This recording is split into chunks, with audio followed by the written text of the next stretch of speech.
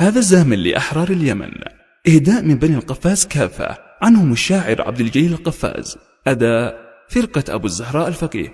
قال عبد الجليل ندعيك يا الخالق قرب النصر لأن النصر أمنية، يا سلامي لكم ما يلمع البارك مع القارحة حزات أرضية، اشعلوا جوها حارق مع خارق يا أسود الوغى يا الطالي وحشية، شعبنا شعب صامت كالجبل شاهق كم بطولات له ما هي بمنسية.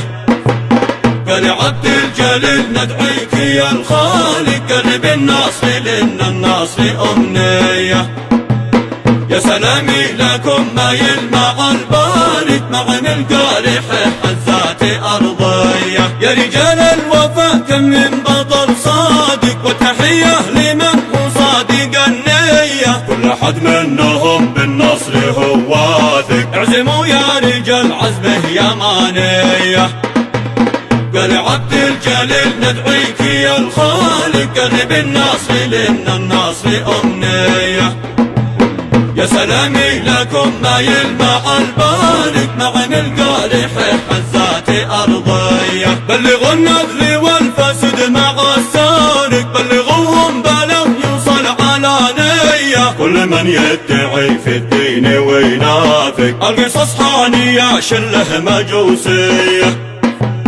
قال عبد الجليل ندعيك يا الخالق قرب النصر لأن النصر أمنية، يا سلامي لكم ما يلمع البارك مع القارحة حزات أرضية، منظلم شعبنا حاضر وفي السابق بتذوق جمر من نيران ثورية، لا تظن الهروب هو سهل يا حاذق النهاية لكم لا شك حتمية.